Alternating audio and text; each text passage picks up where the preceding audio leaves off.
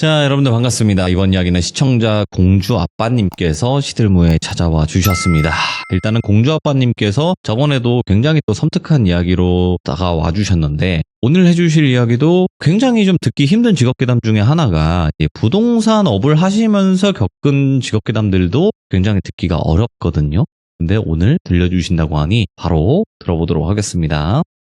예, 여보세요. 공주 아빠님. 아유, 반갑습니다, 돌비님. 아이고, 이렇게 또 찾아와 주셔서 감사드립니다. 아유, 아닙니다.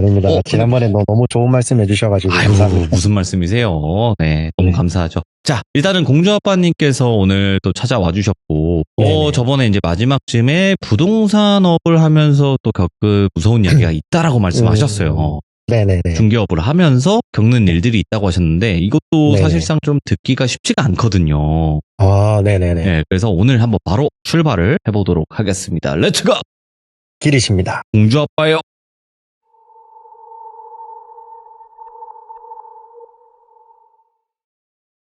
우선 지난번에 살짝 제가 말씀을 드렸는데, 제가 지금 하고 있는 직종이 부동산 중개업이고, 이 일을 한 지가 횟수로 한 6년, 7년 정도가 되었습니다. 이제 대학생들 원룸 이런 것부터 시작해서, 현재 제가 일하고 있는 이 지역에서는 제가 모르는 이런 매물은 없다라고 보시면 되고요. 그러다 보니 이제 어느 건물이 전세 사기꾼들 건물이고, 어느 건물에서 사건 사고가 일어났고, 예. 그런 웬만한 정보는 다 알고 있고요, 솔직히. 오늘 이제 이야기해드릴 내용은 신축, 다가구 주택, 이제 막 준공이 떨어진 아주 따끈따끈한 그런 건물에 관한 내용입니다. 예. 제 업무 패턴은 하루 종일 저랑 제 선배 둘이서 매물을 따라다니거나 전화를 돌리거나, 아니면은 우리가 흔히 알고 있는 직방, 다방 이런 플랫폼에다가 광고를 올리고 손님들 만나서 이제 안내하고 계약을 하는 게 저희의 주 업무고요. 같이 일하는 선배는 부동산 횟수로 한 3, 4년 그냥 완전 베테랑이라고 보면 되고요. 그러니 이제 이 선배가 저한테 야, 저기 돌비동에 새로 생긴 신축 건물 알고 있냐? 거기 집 좋아 보이던데, 이런 이야기를 하는 거예요. 그래서 저도 알고 있다 당연히. 근데 이제 저 같은 경우에는 그 건물 주인 번호를 몰라가지고 임대를 못하고 있었습니다. 근데 그 선배가 자기랑 엄청 친한 주인이라면서 막 자랑을 하더라고요. 그래서 저한테 그 주인 번호 줄 테니까 같이 집이나 한번 보러 가자, 그렇게 이야기를 하고요. 그래서 이제 저하고는 이 주인하고는 인연이 없는 사람이었는데, 같이 일하는 제 선배하고는 한 10년 전부터 이제 인연이 있었다 하더라고요. 건설업을 하시는 분이었는데, 보통 저희 같은 사람들은 직종을 기하하는 게 아니라 이 건설업에 종사하시는 분들이 건물주면은 조금 꺼려하는 게 있었거든요. 왜 그러냐면은 이분들은 부동산을 워낙 잘 알다 보니까 건물을 빨리 팔아먹으려고 건물에 대출을 많이 받아놔요. 그러다 보면은 이제 경기가 어려워지고 하면은 회사가 부도가 날 수도 있고, 건물이 또 경매에 넘어가고, 그러면 세입자들이 그 피해를 고스란히 떠안고, 그런 악순환들이 많거든요. 네. 그래서 저는 개인적으로는 좀 그런 업자분들을 조금 꺼려하긴 하는데, 이분 같은 경우에는 건물에 융자가 하나도 없고 올리 현금으로 건물을 짓고 본인 명의나 가족들 명의로 이렇게 돌리는, 그냥 우리가 아는 간물주, 그런 분이었거든요. 진짜 찐 간물주네. 그렇죠. 찐 부자죠, 이 사람은. 그래서 저는 이 정도 매물이면 전세든 뭐든 해도 상관없겠다 싶어서 이제 같이 차를 타고 돌비동에 위치한 그 집을 보러 갔죠. 야, 집을 다시 한번 보는데 진짜 멋지더라고요. 4층짜리 건물인데 1층은 필로티 주차장을 딱 빼놓고, 실내는 전부 대리석에 승강기도 있고, 원룸은 없고 제일 작은 평수가 12평 정도 나오는 미니 투룸, 그러니까 거실 하나에 방 하나 있는 구조.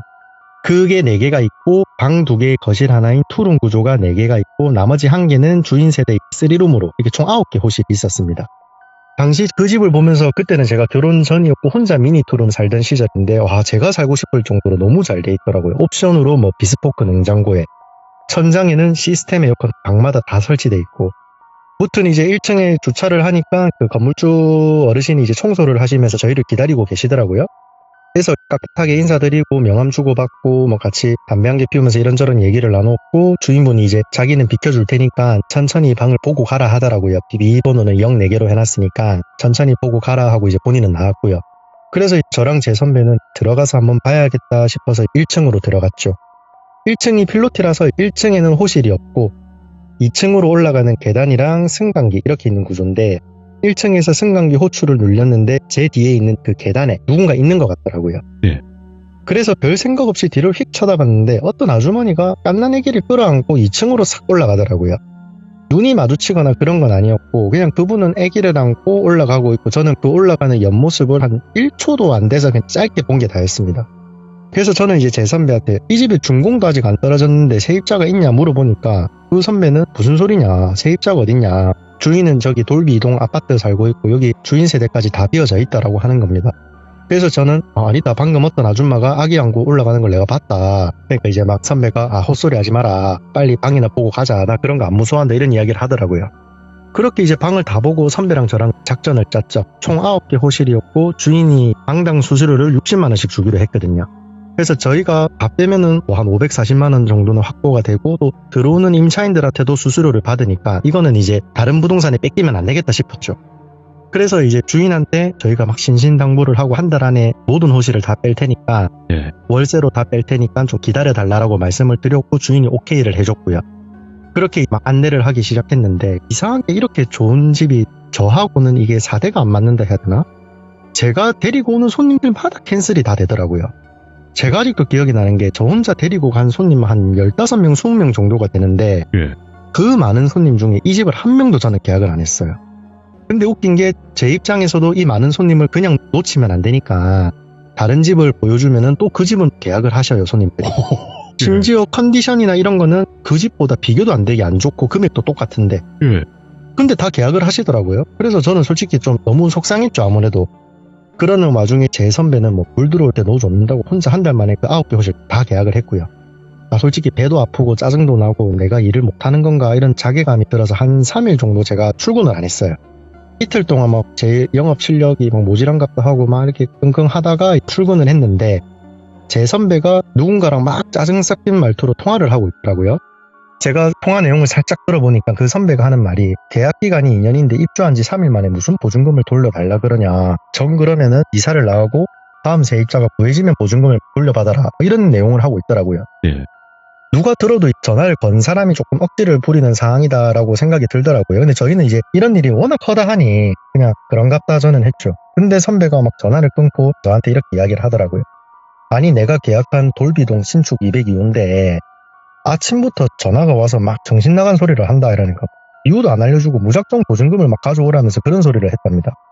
그래서 저는 그러면 이제 저 사람은 나가니까 내가 빨리 계약을 해야 되겠다 싶어서 손님들한테 막 전화를 돌렸죠. 저는 신축집이 공실이 나왔으니까 빨리 계약하자고 했는데 역시 그 선배가 또 다음 사람을 바로 넣더라고요.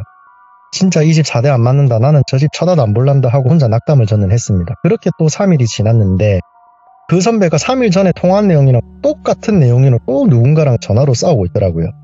저는 이제 느낌이 좀 세서 혹시 그 신축 202호냐 하니까 맞다 하더라고요. 뭐 이번에는 귀신이 나와서 못 살겠다고 징징거린다면서 미치겠다고 저한테 막 하소연을 하더라고요. 그래서 제가 귀신이요? 신축인데 무슨 귀신이 나오냐. 그러니까 이제 선배는 모르겠다, 미치겠다. 내 입장에서는 그냥 다음 사람 빨리 계약하면 돈 버니까 좋긴 좋은데 이러면서 또 202호로 또 다음 사람 바로 넣더라고요. 아니다 다를까 이번에는 하루가 줄었습니다. 이사한 지 이틀 만에 그 귀신 때문에 못 살겠다고 나간다 하더라고요. 이때는 저랑 제 선배 둘 다 진짜 멘붕이 왔었어요. 그렇게 저희는 이걸 이제 주인한테 말을 해야 되나 말아야 되나 하는 와중에 이제 그 선배가 저한테 야 네가 이런 거 좀 잘 알지 않냐, 네가 가서 한번 뭐가 있는지 한번 살짝 가서 봐라 하더라고요. 그래서 제가 아니 형님, 내가 무슨 신내림을 받거나 그런 사람도 아니고 내가 뭐 대단하다고 귀신을 보고 퇴치를 하냐, 나 바퀴벌레 한 마리도 제대로 퇴치 못한다. 그러니까 막 선배는 계속 저보고 가봐라 하더라고요. 일단 솔직히 저도 궁금은 했습니다. 도대체 뭐 어느 정도길래 사람이 3명이 이렇게까지 막 나간다 하지 해서 내가 퇴근을 하고 간다 하고 저는 집으로 돌아왔죠. 퇴근을 하고 집에서 씻고 트레이닝복으로 한복을 하고 뭐 드라이브 한다 생각하고 그 집으로 딱 도착을 했는데 이게 낮에 제가 봤던 그 집이랑 완전 다른 집인 거예요. 그냥 분위기도 그렇고 어느 정도로 다른 집이다라고 생각이는 제가 집번을 한 3번을 확인했어요. 그 도로명 주소를. 이 집이 맞는가 안 맞는가. 근데 외관은 분명히 똑같은데 이게 느낌이 낮에 본 그 집이 아닌 것 같은 느낌이 너무 강하게 들더라고요. 저는 너무 느낌도 안 좋고 불안해서 혼자 주차장에서 막 담배를 태우다가 들어는 가봐야 되겠다 싶어서 그냥 승강기를 안 타고 1층부터 4층까지 운동한다 생각하고 계단을 몇 번 이렇게 왕복을 해보려고 했죠. 이렇게 자동문을 딱 여는데 이게 느낌이 머리에 딱 정전기가 일어나면서 본능적으로 여기는 절대 들어가면 안 된다, 여기는 뭔가 위험한 게 있는 것 같다라는 생각이 딱 머릿속에 드는데 어쨌든 여기까지 올라왔으니 또 올라가 봐야 되는 거잖아요. 그래서 만약에 혹시라도 뭔가 나오면 그냥 막 욕하고 해야 되겠다. 어차피 여자라 하니까, 여자 귀신인 것 같으니까 뭐라 해야 되겠다 했는데, 역시 뭐 안 나오더라고요.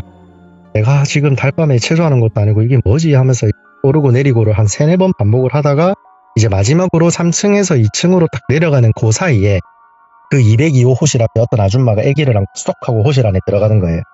문은 딱 닫혀 있었고요. 그러니까 관통을 해서 딱 들어가더라고요. 처음 봤어요. 저는 그렇게 무언가를 이렇게 선명하게 본 적이 진짜 처음인데, 옷도 제가 다 기억을 하거든요. 핑크색 등산복에 검정색 긴 바지, 그리고 아주머니들 파마 뽀글머리 있잖아요. 그 뽀글머리를 하시고 아기는 등 뒤에 보자기에 이렇게 싸져 있고, 그거를 딱 보는데 와, 이 식은땀이 막 줄줄줄 나더라고요. 예전에 그 제가 무당집에 간 적이 있는데 그분이 했던 말이 저한테 딱 그 말을 하더라고요. 완전한 사람 형태를 한 뭔가를 보게 되면은 상종도 하지 말고 피해라고. 그게 뭐 한인 엄청 강하게 뭐 깃들어 있댔나? 그런 이야기를 해서 그런 생각도 하니까 이게 더 위험해 보이고 무섭더라고요, 저는. 그래서 이제 1층까지 내려와서 그 2층 202호를 고개를 들고 쳐다보면서 눈을 감고 조금 기도를 했습니다. 죄송합니다. 근처에서 요 부동산 일하는 놈인데 잠시 집에 방문을 좀 했는데 선생님 계신지 몰랐습니다. 혹시라도 자녀분이랑 쉬시는데 방해됐다면 진짜 죄송합니다. 사과드리겠습니다 하고 혼자 눈을 감고 한 2-3번 말했나? 중얼중얼 거리다가 제가 눈을 살짝 떴는데 그 2층 202호의 창문에 어떤 여자가 저를 보더니 싹 하고 사라지는 거예요. 너무 빨라서 얼굴은 못 봤어요. 아까 봤던 그 아주머니다라는 생각은 딱 들더라고요. 왜냐하면은 창문이 닫혀져 있으니까. 사람이 보고 들어간 거면은 창문도 다시 같이 닫혀야 되는데 그 짧은 시간에 얼굴만 사라지니까. 그래서 일단은 빨리 집에 가야 되겠다 싶어서 별일 없이 집에는 잘 도착을 했습니다. 그렇게 한 이틀 뒤에 또 202호 다음 세입자가 못 살겠다고 이번에는 사무실에 찾아왔더라고요. 네. 저희 선배랑 막 실랑이를 하고 있고, 근데 이 사람 몰골을 제가 보는데 이 산 사람이 아니라 그냥 완전 산 송장인 거예요. 제가 이 남자분이 계약하실 때 그 사무실에서 봤었는데 평범한 20대 사회초년생의 모습이었거든요. 직장인들. 근데 지금은 다크서클이 완전히 막 광대 근처까지 내려와가지고 사람도 거무틱틱하고 이게 툭 치면 쓰러질 것 같이 보이더라고요. 그래서 그 사람한테 제가 이제 손님 이러지 마시고 혹시 담배 태우시면 저랑 같이 한 개 태우면서 이야기를 하자. 저 사람한테는 이야기해봤자 대화가 안 되니까 그냥 저하고 이야기하자 하니까 저희 사무실 앞에 있는 공원에 가서 이야기를 하는데 막 엉엉 울더라고요. 너무 무섭다고. 그래서 괜찮다, 울고 싶으면 울어라, 뭐가 그렇게 무섭냐 하니까 이 사람이 이제 본인이 겪은 이야기를 저한테 딱 해주더라고요. 이제 여기서부터는 이 손님의 시점에서 제가 이야기를 해드릴게요. 자기가 대학을 졸업하고 첫 직장의 첫 자취여서 자기는 막 너무 설레이긴 하는데 부동산에 사기가 워낙 많다 보니까 방을 한 10개 넘게 이렇게 막 봤대요. 저희 선배가 보여준 방이 뭐 동급 매물들 중에는 완전 신축에다가 금액도 한 5만원 쌌고, 그러다 보니 이건 완전 꿀이다 싶어서 자기는 이제 계약을 하고 다음날 바로 이사를 들어왔대요. 이사를 들어와서 짐을 딱 푸는데 그때부터 느낌이 좀 이상했답니다. 분명 집에는 자기 혼자 있는데 다른 누군가가 있는 것 같은 그런 느낌이 딱 들었다 하더라고요. 그렇게 짐을 다 푸니 첫날에 오후 한 3시 정도가 되었다 하고요. 거실 바닥에 앉아서 TV도 보고 와, 첫 자취에 이런 집이라니 막 너무 좋다면서 자기 만족을 하고 있는데, 거실 천장 조명이 거기가 간접 조명을 다 넣어놨는데 간접 조명이 막 이렇게 깜빡깜빡 노란색 LED 등이 깜빡깜빡거렸대요. 그래서 자기는 이제 이 새 집인데 왜 이렇지 하고 이거를 동영상으로 찍고 주인한테 이제 문자를 보내드리려고 주인한테 딱 보내려고 하는 그 순간 안방 쪽에 뭔가 휙 하고 들어가는 거예요.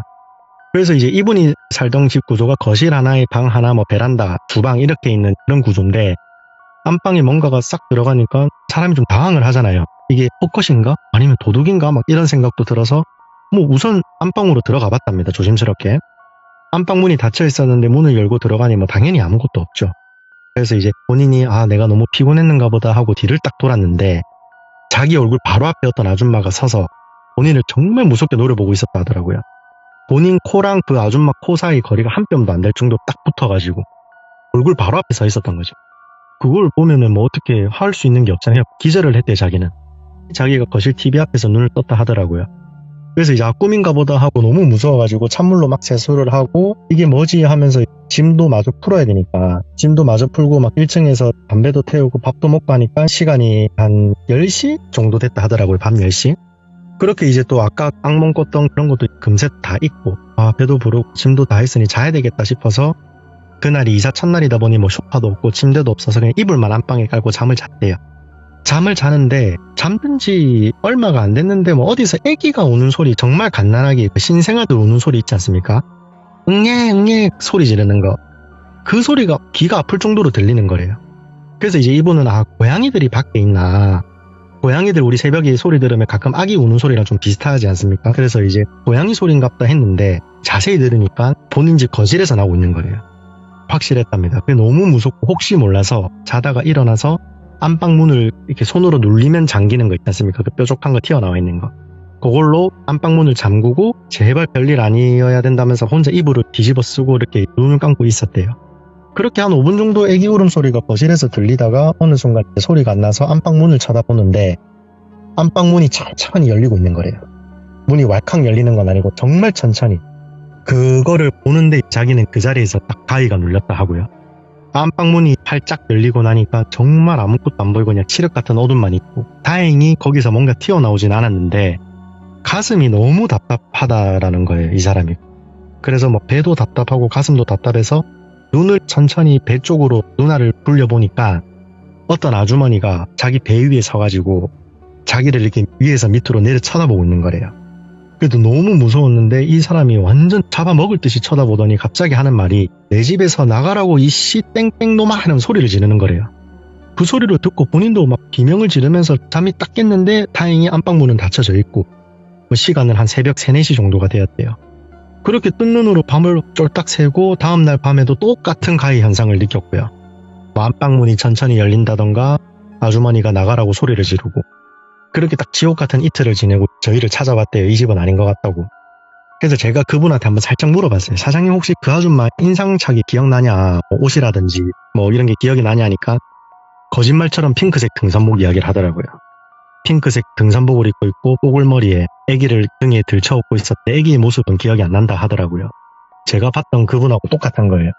근데 여기서 제가 그분한테 뭐 나도 그런 걸 봤니 어쩌니 이런 말 하면 괜히 더 불안해지기만 하니까 우선 알았다 하고 제가 주인하고 통화를 좀 해보겠다. 왜냐면은 세입자인 본인이 통화를 하면은 또 주인 입장에서는 보증금을 빨리 받으려고 막 거짓말을 한다라고 생각을 할 수 있으니까 제가 주인한테 잘 구슬려가지고 이야기를 할 테니까 당분간은 어디 뭐 모텔이든 여관이든 그런 데서 좀 출퇴근을 하셔라 하고 그분을 돌려보냈어요. 제가 생각을 좀 정리하던 와중에 이 전에 이제 3분이 더 살았는데 그 3일씩 살았던 분들 그분들이 생각이 나서 제가 막 계약서를 보고 그분들한테 전화를 다 했어요. 제일 처음에 살았던 분이 30대 여성분, 두 번째가 20대 여성분, 세 번째가 아마 30대 남성분이었던 걸로 알고 있거든요. 하나같이 똑같아요. 자다가 가위가 눌리고 뽀글머리 아줌마가 막 욕하고 소리 지르고 그래서 세입자 그분들은 너무 무서워가지고 뒤도 안 돌아보고 방을 뺀 거였고요. 근데 첫 번째 세입자분은 조금 기가 세신 분 같더라고요. 목소리도 들어보니까 이분은 가위가 눌려서 꿈에 나오니까 내 집인데 왜 내보고 나가라 하냐면서 오히려 역으로 막 소리를 질렀대요. 그러다가 다음날 출근길에 교통사고 당하고 그래도 출근은 해야지 하고 사고 처리하고 출근을 했는데 본인이 뭐 격리 일을 하는데 이게 뭐 결제대금 실수? 그런 걸로 한 5억 정도를 회사에 손해를 입혔더라고요. 그래서 뭐 회사 사장이 뭐 소송을 거니 배상을 해라 뭐 이러면서 자기 회사도 잘리게 되고 그래서 이 집에 안 나가면은 자기가 더 큰 사단이 생길까봐 바로 나갔다 하더라고요. 근데 세 분 다 그 집에서 이사를 나가고 나서는 그런 꿈도 가위도 안 눌린다 하더라고요. 내용을 다 정리하니까 전부 다 동일한 현상을 겪는 게 우연은 아닌 게 확실해지잖아요. 저 또한 거기서 뭔가를 봤었고. 그래서 우선은 로드뷰랑 부동산 이런 자료 검색하는 사이트가 있는데 하여튼 그런 데서 이제 이 집이 지어지기 전에 뭐가 있었는지 제가 다 봤어요. 한 20년 전 자료부터 해가지고. 근데 제일 최근에 있었던 게 한 10년 동안 있었던 그냥 옛날 그 2층짜리 단독주택 그게 다였어요. 혹시 이 집에 사셨던 분이 좀 안 좋게 그렇게 됐나? 그래서 계속 여기 나오는 건가 싶어가지고 이제 주인한테 전화를 했죠. 뭐 다짜고짜 사장님 집에 귀신 나옵니다 이러면 제가 미친놈 소리 들으니까 돌려서 말하다가 혹시 사장님 신축 건물 올리기 전에 누가 살았는지 아냐? 제가 좀 뭘 좀 알고 싶어서 그런다니까 이분이 하는 말이 자기 큰고모 집이래요. 큰고모가 연세가 워낙 많으셔가지고 자기한테 땅을 팔고 그리고 그 고모님은 요양병원에 지금 계신다 하더라고요. 그러면은 제가 생각했던 그런 거랑 완전 다른 게 되니까 이제는 그냥 사실대로 말씀을 드려야 되겠다 해서 이제 202호에서 일어나고 있었던 일들을 다 말을 했죠. 그러니까 주인분이 너무 처음 듣는 것처럼 당황을 하시면서 아니 어떻게 그런 일이 있을 수가 있냐. 근데 주인도 4명 다 그런 일을 겪은 거면 분명히 뭔가 있는 게 맞는 것 같다라고 하시더라고요. 그래서 이제 201호부터 401호 나머지 세입자들한테 주인이 다 전화를 했고 나머지는 아무도 그런 일이 없대요. 그냥 잘 지내고 있어요. 뭐 덕분에 잘 지내고 있습니다. 뭐 이런 이야기만 하고 202호만 딱 그런 거예요. 그래서 이제 저희 부동산이랑 건물주 그 사장님이랑 한동안 202호를 좀 비워놨고, 그 주인분은 용하다는 뭐 무당분들 그런 분들을 막 수소문하러 돌아다니신 걸로 제가 알고 있거든요.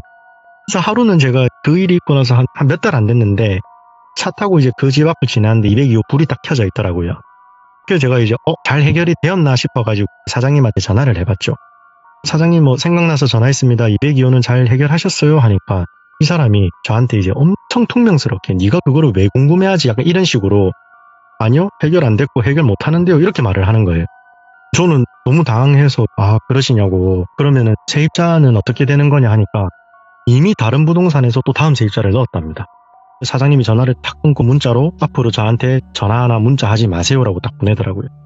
지금도 그 집은 제가 앞을 지날 때마다 한 일주일에 한 번은 계속 이삿짐 차가 왔다 갔다 하고 있거든요. 다른 부동산들은 그냥 그런 것도 알면서 계속 묵인하고 새를 놓고 있고 저는 아예 그 집은 쳐다도 안 보고 하여튼 이런 일이 한 2, 3년 전에 있었습니다. 너무 섬뜩한 이야기이기도 하면서 네. 이런 일들이 진짜 실존하는구나. 그러니까 왜냐면 네. 여러 사람들이 그것도 뭐 서로 알지도 못하는 사람들이 귀신을 계속 목격을 하고 그렇죠. 그리고 귀신이 그렇게 많이 목격이 되는 집이 계속 거래가 되고 있고 맞아요. 야 이게 현실이죠 사실상. 그렇죠. 아니 뭐 귀신 나온다고 그 집을 계속 비워둘 수는 없는 거니까. 그렇죠. 그 방이 월세가 70만 원이니까 이제 뭐 계속 비워놓게 되면은 네. 이제 아무래도 주인 입장에서도 손해가 크고 그쵸. 예. 네, 뭐 그러다 보니까 그냥 알면서도 그렇게 하는 거죠. 근데 뭐 어떤 참, 분이 들어갔을 때는 귀신이 안 나오는 경우도 있고. 그렇죠. 네. 그러면 공주아빠님이 보시기에는 사람이 이 안에서 죽었다, 네. 돌아가셨다 하는 집에 좀 네네. 특징들이 따로 있을까 궁금하긴 해요. 특수 있죠. 청소하시는 네. 분들이 말씀해 주신 건 있긴 한데 그래도 네네. 부동산 중개업을 하시는 분들이 봤을 때 네네. 어떤 특징들이 있을까요? 일단 쌉니다, 금액이. 주변 시세에 비해 너무 싼 집. 무조건 쌉니다. 근데 이게 그냥 싼 거랑 터무니없이 싼 거는 다르거든요. 그렇죠. 이게 저희가 딱 보면은 그냥 싼 집 같은 경우에 보통 조금 오래된 집들이 그런 게 많아요. 원래 네. 이제 주변 시세에 비해서 좀 저렴한 집들. 근데 여기서 원래 저렴한 시세에서 한 5만 원에서 10만 원 정도 싸다. 그러면은 이제 최근에 고독사 하신 분들이라 요즘에 고독사 정말 많거든요. 예. 저 같은 경우만 해도 주인이 비밀번호 알려줘서 들어가 버렸는데 고독사 하신 걸 2번 정도 봤었으니까. 이게 그런 집들이 보통 한 5만 10만 싼데 우리가 이제 뭐 살땡 사건 요런 것들은 거의 뭐 절반 가까이 쌉니다.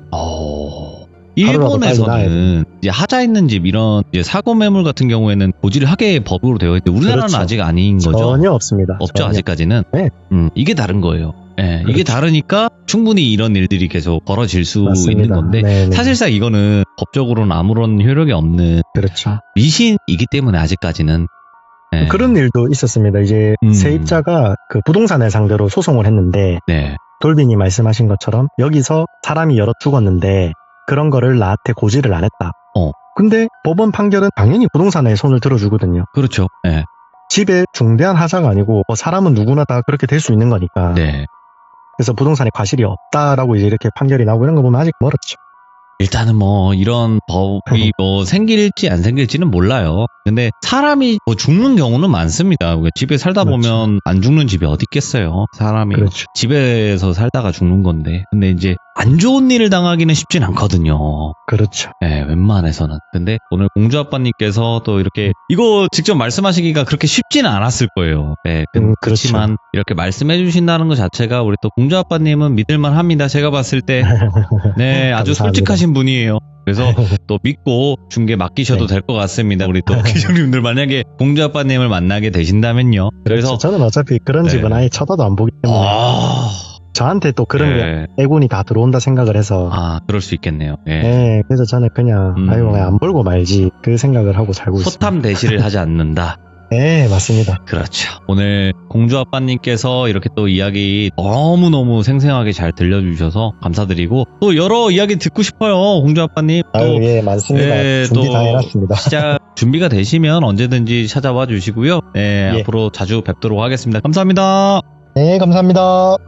자, 공주아빠님께서 부동산 중개업을 지금 현재 하고 계시고 그 과정 속에서 여러 가지 일들이 많았다고 하셨고요. 그리고 오늘 이야기도 굉장히 우리가 듣기에 좀 쉽지 않았던 그런 이야기들을 들어봤던 것 같아요. 또 실제 그 직업을 가지고 계신 분이 얘기를 해주시니까 더 섬뜩하고 와닿는 것 같습니다. 여러분들의 또 소중한 직업 괴담도 많이 기다리고 있습니다. 내 직업에서 겪는 이거는 얘기하면 될까 안 될까? 그래 얘기하자! 이런 직업 괴담들이 분명히 있습니다. 그런 직업 괴담 꼭 들고 와주시길 바라겠습니다. 감사합니다.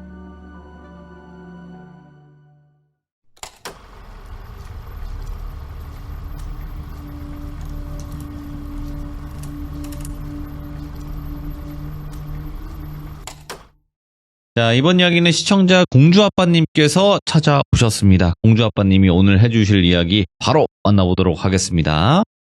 네, 여보세요. 공주아빠님. 아이고, 안녕하십니까, 돌리님. 아이고, 감사합니다. 아닙니다. 제가 더 감사드리죠. 네, 오늘 또 이렇게 찾아와 주셔서 너무너무 감사드리고. 자, 오늘 공주아빠님께서 해주실 이야기가 저번에는 이제 또 부동산 괴담도 한번 이야기해 주셨고. 네네. 네, 그리고 또 처음 참여할 때 현실공포도 이야기 들려주셨고. 네네. 네, 근데 오늘 해주실 이야기는 어떤 이야기가 될까요? 오늘 이제 막 그렇게 귀신이 나온다는 그런 이야기는 아닌데, 우리 흔히 저승사자라고 하죠. 사자들. 저승사자의 존재를 믿게 된 저희 가족의 이야기. 예. 오, 알겠습니다. 이야기입니다. 자, 그러면 바로 시작을 해보도록 하겠습니다. 렛츠가! 길이십니다. 공주 아빠예요.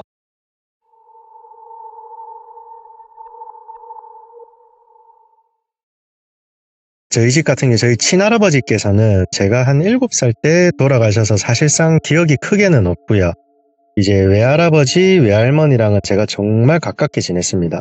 제가 처음 요 시들무 참여했을 때 말씀드렸는데 청소년 시절을 제가 방황을 조금 했었거든요. 그래서 이제 집에 가기 싫으면은 뭐 외갓댁에 그냥 할머니, 할아버지 집에 혼자 가서 며칠 자고 오고 그럴 정도로 두 분하고 저는 사이가 좀 각별했습니다. 이제 오늘 이야기의 주인공은 저희 외할아버지인데 저희 외할아버지에 대해 간략하게만 말씀을 드리면 살아생전에 가족이나 남한테 쓴소리를 단 한 번도 못 해보시고 늘 웃으시면서 하시는 말이 내 탓이오, 늘 내가 부족해서 그렇다, 이런 말씀을 좀 달고 사셨어요.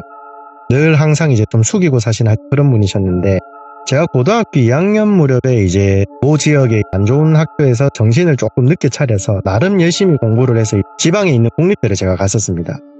당시 저희 고등학교는 뭐 지방사립대 4년제만 나와도 뭐 플랜카드를 걸어줄 정도로 안 좋은 학교였는데 저는 뭐 개천에서 용난 취급을 받았었죠, 당시에.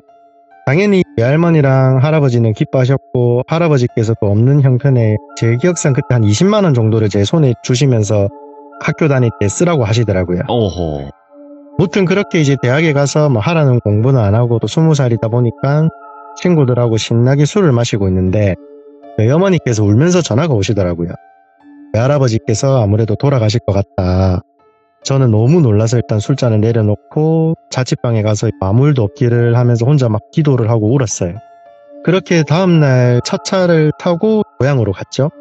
고향으로 가는 도중에 뭐 좀 안 좋지만 할아버지께서는 별세를 하셨고요. 그렇게 정신없이 도착해서 상복으로 갈아입고 이제 우리 사무제라고 하죠. 3일 동안 장례하는 거.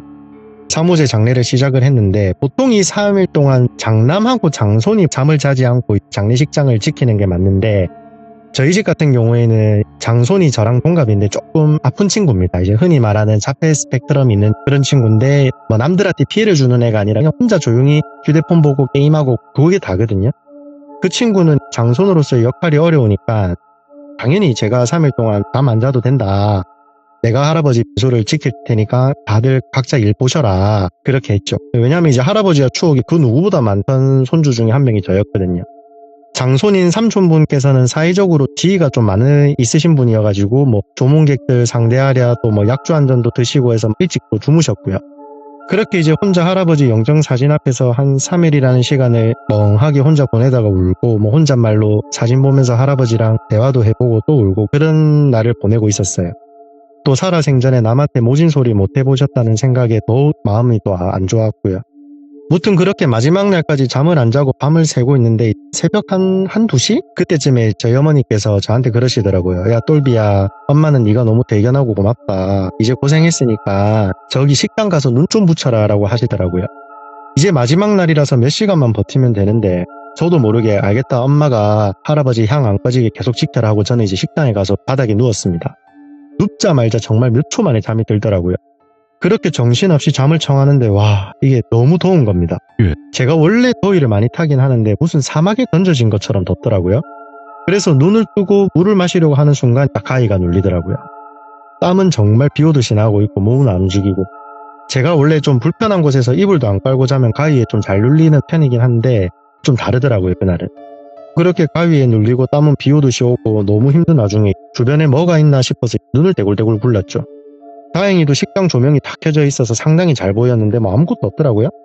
뭐 아무것도 없네 뭐가 안 나타나네 하는 와중에 엄청 중저음의 남자 목소리가 식당 전체에 울리더라고요. 그 사람이 하는 말이 딱 한마디였어요. 자네니까 허락한다. 딱 이 한마디였는데 진짜 태어나서 그렇게 품격 있으면서 동굴 속에서 말하는 것처럼 식당 전체에 막 메아리가 퍼지듯이 울리더라고요. 저는 이게 뭐지 싶기도 하고 또 누가 있나 싶어서 다시 눈을 왼쪽으로 탁 돌려보니까 제 옆에 여물한 사람이 누워있더라고요. 우리 사람이 고인이 되고 제일 마지막에 보면은 왜 천 같은 걸로 막 온몸을 칭칭 감지 않습니까? 그렇게 천으로 둘러싸인 누군가가 딱 누워있는데 본능적으로 아 할아버지다라는 걸 알았죠. 예. 가만히 제 왼쪽에 누워있는 그 천에 감싸진 사람을 보고 있는데 너무 슬픈 거예요.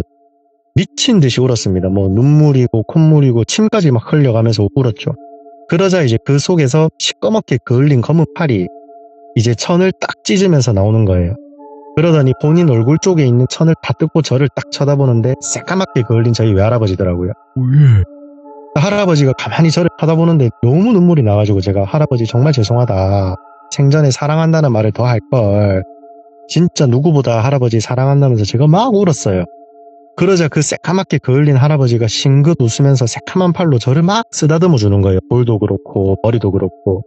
그러면서 그 할아버지 특유의 그 눈웃음이 있는데 그 눈웃음을 지으시더라고요. 아 근데 그 손이 진짜 따뜻했거든요. 지금도 제가 그 느낌이 기억이 나는데 진짜 천국이 있으면 이런 따뜻함이 아닐까? 그 정도로 그 손이 따뜻했었어요. 예. 아무튼 그렇게 할아버지 하면서 막 울고 있는데 이제 저희 할머니께서 막 저를 깨우시더라고요. 우리 망아지 왜 이렇게 서럽게 우냐 얼른 일어나라 하시면서 깨우니까 제가 눈물 콧물 침까지 막 다 흘려가면서 자고 있더라고요. 그렇게 이제 세수를 하고 가족들에게 있었던 그 꿈 이야기를 했죠. 제가 이러이러한 꿈을 꿨다 하니까 저희 숙모께서 아버님이 똘비한테 너무 고마워서 인사하러 오셨다 그렇게 말을 하시더라고요. 저희 숙모께서는 대대로 무속인을 지내시는 그런 집안의 자녀분이시거든요. 그래서 이제 확실히 일반인들과는 뭔가 좀 다른 거를 느끼고 좀 아는 그런 분이 있는데 신내림을 받거나 그러진 않으셨고요. 네. 그렇구나 하고 있는데 저희 아버지께서 식당에 들어오시더니 갑자기 귀신이 고칼 노릇이네 이렇게 말씀을 하시는 거예요. 그래서 가족들이 왜 그러냐고 물어봤죠. 그러니까 이제 여기서부터는 저희 아버지께서 겪으신 이야기입니다. 저는 식당 바닥에서 자고 있었고 아버지는 마지막 날이고 마감을 해야 되니까 그 주류랑 이런 거를 다 반납을 해야 돼서 잠그고 이제 카운트를 다 마친 상태셨대요. 그러는 와중에 왜 노숙자가 할아버지 빈소 앞에 서 있었다고 하시더라고요. 그래서 아버지께서는 그 노숙자를 가만히 쳐다보는데 이게 노숙자분이 맞긴 맞는데 너무 깔끔한 노숙자였답니다. 오. 이게 우리가 깔끔하면 노숙자가 아니지 않냐라고 하는데 분명 노숙자는 맞습니다. 맞는데 무슨 노숙자가 저렇게 인물도 확실하고 깔끔해 보이지? 이런 생각을 하셨대요. 그러자 그 노숙자분이 고개를 돌려가지고 저희 아버지한테 고생이 많으십니다. 실례가 되지 않는다면 소주 한 병만 얻어 마셔야 되는데 마실 수 있겠습니까? 라고 하셨대요. 네. 그래서 이제 아버지 입장에서는 술은 얼마든지 드리고 싶어도 이미 이거 반납을 한 상태니까 여기서부터는 손을 대면 저희 물건이 아닌 거에 손을 대는 그런 상황이셨대요. 그래서 저희 아버지께서 노숙자분께 어르신 저희가 이미 정산을 다해서 술을 마음대로 꺼낼 수 있는 상황이 아닙니다. 괜찮으시다면 이걸로 따뜻한 국밥 한 그릇 드십시오. 술은 몸에 좋지 않으니까 조금만 드십시오 하면서 아버지가 5만원짜리 새지폐를 한 장 드렸대요. 네.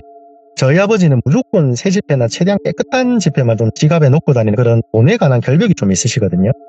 그렇게 5만원짜리 새지폐를 딱 드리니까 그 노숙자분께서 반으로 접으시더니 주머니에 넣고 고맙습니다 라며 90도로 숙여 인사를 하셨대요. 근데 여기서 이상한 게 그 노숙자분이 그러고 할아버지 빈소를 잠시 쳐다보고 묵념을 하시더니 눈물을 왈칵 흘리시는 거래요. 진짜 찰나의 순간 한 몇 초 그 사이에 소리도 없이 눈물만 왈칵 흘리시더니 고생 많았네 가세라는 한마디를 하고 뒤를 돌아서 비상구 쪽으로 걸어가셨대요. 아버지께서는 뭐지 장인어른 지인이신가? 괜히 우리한테 말 걸기 부담스러우셨나 이런 생각을 하고 그 노숙자분한테 막 뛰어가셨대요. 어르신 잠시만요 어르신 하시면서 뛰어가니까 저희가 있던 장례식장이 2층이었는데 그분이 비상구 쪽으로 내려가셨거든요. 근데 그분이 없으셨어요. 그분은 엄청 천천히 걸어가셨고 아버지는 막 뛰어가셨는데 그새 사라져버렸고 이상하다 싶어서 이제 1층까지 내려가니까 1층 계단 바로 앞에 아버지가 드린 5만원짜리 새집회가 딱 계단 위에 얹어져 있더라고요. 반으로 접어가지고. 누가 봐도 이건 아버지 돈이었어요. 새집회였고 아까 그분이 반으로 접으셨으니까.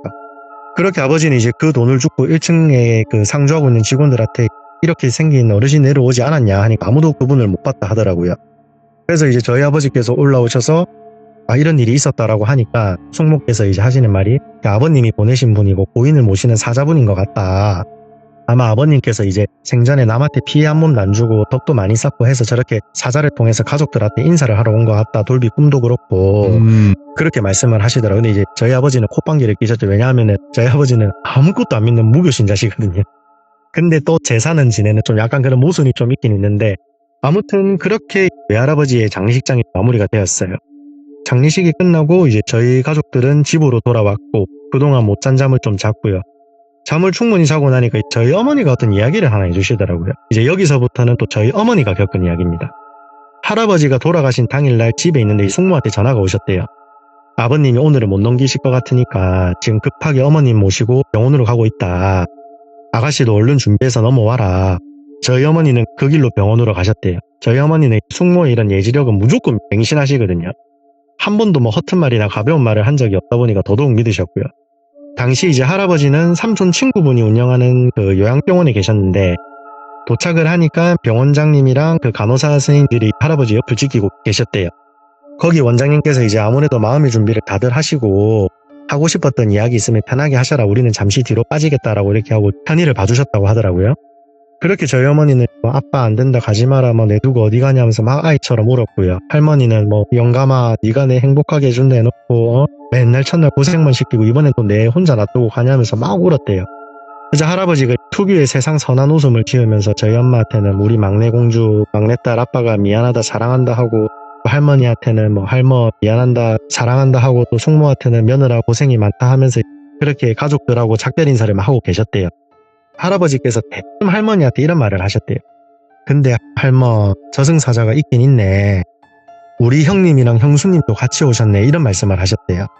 그래서 할머니께서 그런 게 어딨냐. 있으면 내가 가만 안 둘 거다 하면서 막 소리를 지르셨대요. 할머니는 이제 50년 이상을 성당에 다니신 천주교 신자시거든요.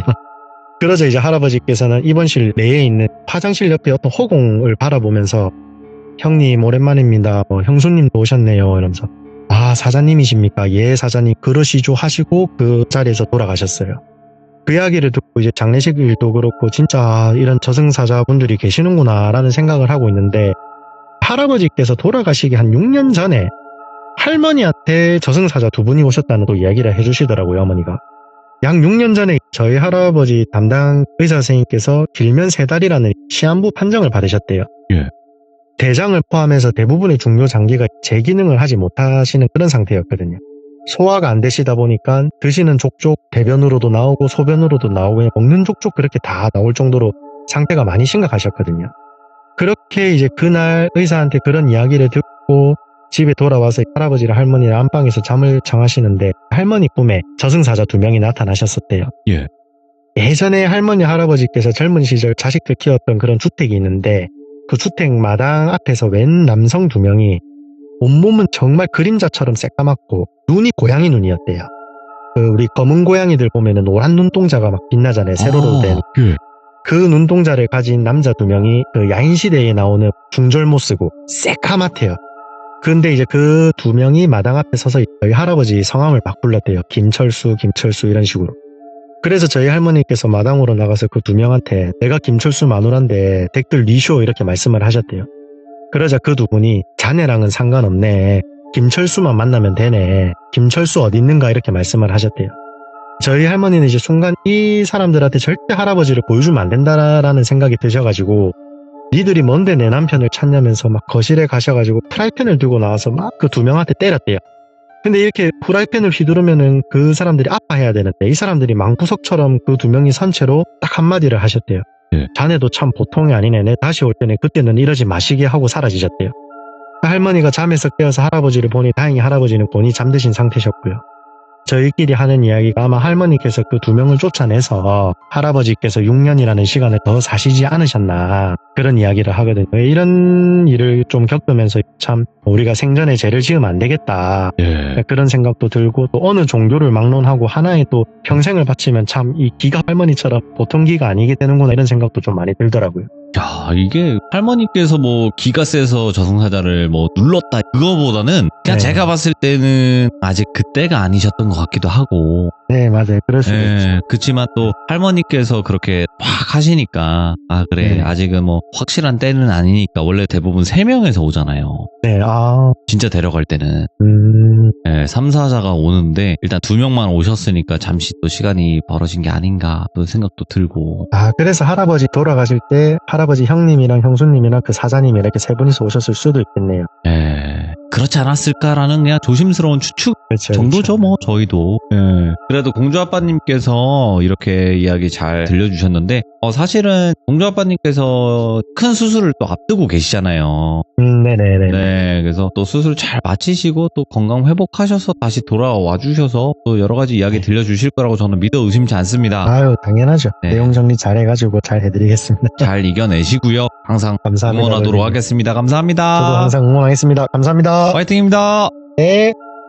정말 말씀 깔끔하게 잘 해주시는 우리 또 공주아빠님이시고, 공주아빠님께서 또 이번 주에 큰 수술을 앞두고 계시거든요. 수술 잘 되셔서 또 시들무에 아무렇지 않은 듯 웃으면서 다시 목소리 들려주시는 그날까지 많은 응원 부탁드리도록 하겠습니다. 감사합니다.